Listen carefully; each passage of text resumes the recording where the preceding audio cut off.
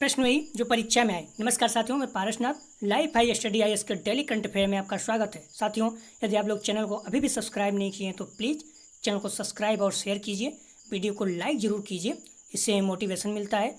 आइए देखते हैं आज का पहला प्रश्न।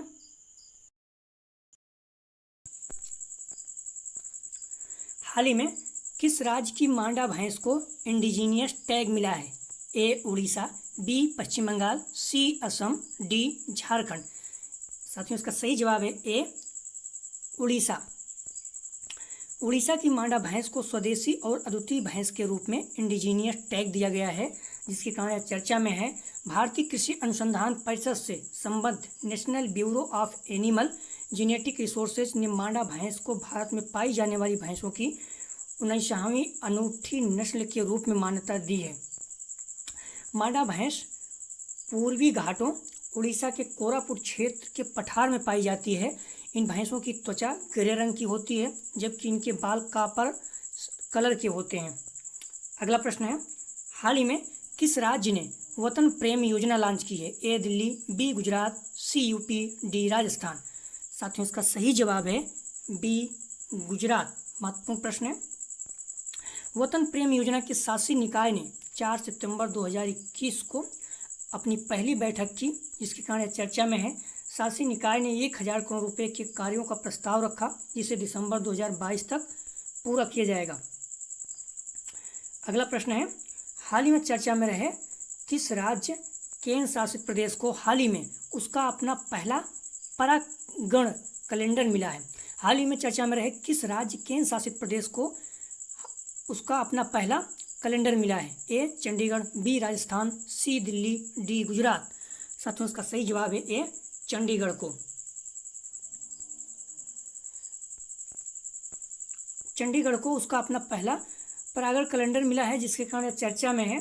परागण कैलेंडर एक विशेष भौगोलिक क्षेत्र में एलर्जी उत्पन्न करने वाले एयरबॉर्न परागण कणों के टाइम डायनामिक्स के बारे में बताता है।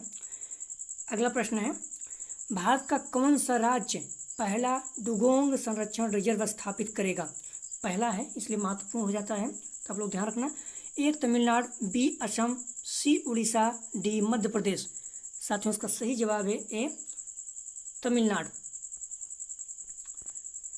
तमिलनाडु सरकार ने हाल ही में दक्षिण पूर्वी तट पर पाक खाड़ी में भारत का पहला डुगोंग संरक्षण स्थापित करने की अपनी योजना की घोषणा की, जिसके कारण यह चर्चा में है। डुगोंग या सी काऊ, इसे सी काऊ कहते हैं। डुगोंग या सी काऊ एक लुप्त प्राय समुद्री स्तनपायी, ध्यान रखना, स्तनपायी प्रश्न पूछा जा सकता है। डुगोंग मन्नार की खाड़ी और तमिलनाडु में पाक खाड़ी में पाया जाता है। समुदाय की भागीदारी की मदद से सरकार इस प्रजाति की रक्षा के लिए मन्नार की खाड़ी और पाक की खाड़ी क्षेत्र में एक डुगोंग समुद्री संरक्षण रिजर्व का भी निर्माण करेगी। पाक खाड़ी में 500 किलोमीटर के क्षेत्र में समुद्री संरक्षण रिजर्व स्थापित किया जाएगा। ये सारे पॉइंट बहुत ज़्यादा महत्वपूर्ण हैं, आप लोग ध्यान रखिएगा, मालूम होना चाहिए। अगला प्रश्न है, हाल ही में खबरों में रही कसाई नदी किस देश में स्थित है? ए कांगो लोकतांत्रिक गणराज्य, बी रूस, सी जापान, डी फ्रांस। साथियों, इसका सही जवाब है ए कांगो लोकतांत्रिक गणराज्य में। कसाई नदी कांगो लोकतांत्रिक गणराज्य में स्थित है। हाल ही में कसाई नदी लाल हो गई थी, जिसके कारण चर्चा में है। दरियाई घोड़े और मरी हुई मछलियों के शव नदी में तैरते देखे गए थे। प्रदूषण पहली बार कसाई नदी की एक सहायक नदी में पाया गया था, जिसका नाम सिकापा, ध्यान रखना, सिकापा है। कसाई कांगो नदी की एक सहायक नदी है। यह प्रदूषण अंगोला में 3 खनन सुविधाओं में रिसाव से उत्पन्न हुआ है। शोधकर्ताओं को भूजल के अस्थायी संदूषण की संभावना का भी डर है। अगला प्रश्न है, भारत के पहले उपग्रह और बैलिस्टिक मिसाइल ट्रैकिंग जहाज का नाम क्या है? ध्यान रखना, पहला महत्वपूर्ण हो जाता है। पहले उपग्रह और बैलिस्टिक मिसाइल ट्रैकिंग जहाज का नाम क्या है? ए रुद्र, बी ध्रुव, सी अजीत, डी नरेन। साथियों, इसका सही जवाब है बी ध्रुव। भारत का पहला उपग्रह और बैलिस्टिक मिसाइल ट्रैकिंग जहाज ध्रुव विशाखापट्टनम से कमीशन किया जाएगा। जिसके कारण यह चर्चा में है। इस जहाज़ के निर्माण हिंदुस्तान शिपयार्ड द्वारा रक्षा अनुसंधान और विकास संगठन और राष्ट्रीय तकनीकी अनुसंधान संगठन के सहयोग से किया जाएगा। INS ध्रुव दुश्मन की पनडुब्बी की अनुसंधान और पता लगाने के लिए समुद्र के बेड़े का नक्शा भी बना सकता है।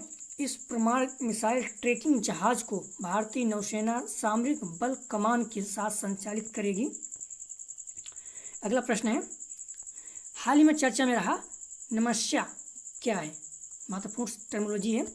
ए मोबाइल ऐप, बी सांस्कृतिक कार्यक्रम, सी स्वदेशी दूरबीन, D anti tag guided missile. साथियों इसका सही जवाब है ए मोबाइल ऐप। खान मंत्रालय के तहत Navratna company national aluminium company limited सूक्ष्म और लघु उद्यमों को सशक्त बनाने में महत्वपूर्ण भूमिका निभा रही है। इसने NALCO micro and small enterprises yoga योग एप्लीकेशन नामक एक ऐप लॉन्च किया है, जिसके कारण यह चर्चा में है। यह एक बाइलिंगुअल ऐप है, अर्थात हिंदी इंग्लिश दोनों में या अन्य कई भाषाओं में, मतलब एक से अधिक भाषा में। इसमें सूक्ष्म और लघु उद्यमों को काफ़ी फायदा होगा। अगला प्रश्न है, किस राज्य केंद्र शासित प्रदेश ने पर्यटन को बढ़ावा देने और रोजगार पैदा करने के लिए टूरिज्म विलेज नेटवर्क लॉन्च किया है? महत्वपूर्ण प्रश्न है। ए जम्मू कश्मीर, बी यूपी, सी गोवा, डी बिहार। साथियों इसका सही जवाब है ए जम्मू और कश्मीर। जम्मू और कश्मीर के एलजी ने हाल ही में पर्यटन को बढ़ावा देने और युवाओं के लिए अस्थायी रोजगार पैदा करने के लिए टूरिज्म विलेज नेटवर्क लॉन्च किया, जिसके कारण चर्चा में है। यह पहल मिशन यूथ के तहत शुरू की गई है और जम्मू कश्मीर के उन 75 गांवों पर ध्यान केंद्रित करने की दिशा में काम करेगी जो पहले से ही प्रसिद्ध हैं। अगला प्रश्न है, सागर मिशन के तहत भारत नौसेना का अपतटीय गश्ती पोत INS सावित्री किस देश में चट्टोग्राम बंदरगाह पर पहुंचा है हाल ही में? A Sri Lanka, B Bangladesh, C Thailand, D Indonesia. साथियों इसका सही जवाब है बी बांग्लादेश। भारतीय नौसेना का अपतटीय गश्ती पोत INS सावित्री बांग्लादेश के चट्टोग्राम बंदरगाह पर पहुंचा, जिसमें 2 मेडिकल ऑक्सीजन प्लांट है, ताकि कोविड-19 से निपटने में बांग्लादेश के चल रहे प्रयासों का समर्थन किया जा सके। MOP को DRDO द्वारा विकसित और निर्मित किया गया है। अगला प्रश्न है, हाल में चर्चा में रहे भोगदोई नदी के संबंध में निम्नलिखित कथनों पर विचार कीजिए। महत्वपूर्ण प्रश्न है। यह ब्रह्मपुत्र की सहायक नदी है। इसका उद्गम नागालैंड में होता है। तीसरा, इसका पुराना नाम देसोई था। कौन सा कथन सत्य है? ए केवल 1, बी केवल 3, सी केवल 2 और 3, डी उपयुक्त में से सभी। साथियों इसका सही जवाब है डी उपयुक्त में से सभी, अर्थात यह ब्रह्मपुत्र की सहायक नदी है। इसका उद्गम नागालैंड में होता है। इसका पुराना नाम देसोई है। नागालैंड में बड़े पैमाने पर कोयला खनन, चाय बागानों से अधिक मात्रा में अपशिष्ट के उत्पादन और अतिक्रमण की वजह से भोगदोई नदी पर खतरा मंडरा रहा है, जिसके कारण यह चर्चा में है। यह ब्रह्मपुत्र की सहायक नदी है। यह दक्षिण में आकर ब्रह्मपुत्र में मिलती है। यह नागालैंड को मोकोकचुंग से निकलती है। ध्यान रखना, नागालैंड के मोकोकचुंग से निकलती है, जहाँ इसे सुजेन्योक नुल्लाह के नाम से भी जाना जाता है। इसका पुराना नाम देसोई था। अगला प्रश्न है, हाल ही में चर्चा में रहे निम्नलिखित देशों पर विचार कीजिए। ए पहला लाओस, दूसरा थाईलैंड, तीसरा कंबोडिया, चौथा भारत, पांचवा बांग्लादेश। उपयुक्त में से कौन सा देश म्यांमार के साथ सीमा साझा करते हैं? जो भी देश न्यूज में रहता है अक्सर प्रश्न पूछा जाता है। ए केवल 1, 2, 3 और 4, बी केवल 1, 2, 4 और 5, सी केवल 2, 3, 4 और 5, डी उपरोक्त में से सभी। साथियों इसका सही जवाब है बी केवल 1, 2, 4 और 5। 1, 2, 4 और 5 कंबोडिया नहीं करता है म्यांमार के साथ सीमा साझा। हाल में चीन ने म्यांमार से होते हुए एक नए ओवरलैंड व्यापार मार्ग का पहला ट्रायल किया, जिसके कारण चर्चा में है। म्यांमार दक्षिण एशिया में स्थित एक देश है। म्यांमार उत्तर पश्चिम में बांग्लादेश और भारत, उत्तर पूर्व में चीन, पूर्व और दक्षिण में लाओस, थाईलैंड तथा दक्षिण एवं दक्षिण पश्चिम में अंडमान सागर और बंगाल की खाड़ी से घिरा हुआ है। अगला प्रश्न है, हाल में चर्चा में रहे निम्नलिखित कथनों पर विचार कीजिए। पहला, भारतीय अक्षय ऊर्जा विकास संस्थान लिमिटेड अर्थात इरेडा को मिनी रत्न का दर्जा दिया गया है। दूसरा, इरेडा का मुख्यालय चेन्नई में है। तीसरा, इरेडा आरबीआई में गैर बैंकिंग वित्तीय कंपनी के रूप में भी पंजीकृत है। उपरोक्त में से कौन सा कथन सही है? ए केवल 1 और 2, बी केवल 1 और 3, सी केवल 2, डी 1, 2 और 3। साथियों, इसका सही जवाब है बी, केवल 1 और 3 अर्थात 2 गलत है। हाल ही में भारतीय अक्षय ऊर्जा विकास संस्थान लिमिटेड ने तमिलनाडु जनरेशन एवं डिस्ट्रीब्यूशन कॉर्पोरेट लिमिटेड के साथ एक समझौते ज्ञापन पर हस्ताक्षर किए, जिसके कारण चर्चा में है। इस समझौते के तहत इरेडा अक्षय ऊर्जा परियोजना के विकास में अपनी तकनीकी विशेषता प्रदान करेगा। इरेडा आरबीआई में गैर बैंकिंग वित्तीय कंपनी के रूप में पंजीकृत है।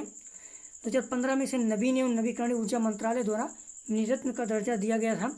इरेडा का मुख्यालय चेन्नई में नहीं बल्कि कहाँ है? नई दिल्ली में है। कल का प्रश्न था, टोक्यो पैरालंपिक 2020 में पदक तालिका में भारत का कौन सा स्थान है? साथियों, उसका सही जवाब था बी 24। आप लोग, आज का प्रश्न है महत्वपूर्ण है, आप लोग जवाब जरूर दिया करें। टोक्यो पैरालंपिक 2020 में क्लोजिंग सेरेमनी में भारत की तरफ से फ्लैग बीरर कौन थे? ए अवनी लेखरा, बी टेकचंद, सी कृष्णा नागर, डी प्रमोद भगत। आप लोग इसका जवाब कमेंट सेक्शन में जरूर दीजिएगा, महत्वपूर्ण प्रश्न है। यदि आप लोगों को पीडीएफ चाहिए तो डिस्क्रिप्शन में दिए गए लिंक से जुड़कर टेलीग्राम से पीडीएफ प्राप्त कर सकते हैं। आप लोग प्लीज़ साथियों, यदि अब भी चैनल को सब्सक्राइब नहीं किए तो प्लीज़ चैनल को सब्सक्राइब और शेयर कीजिए, वीडियो को लाइक जरूर कीजिएगा। वीडियो देखने के लिए धन्यवाद। आपका दिन शुभ हो।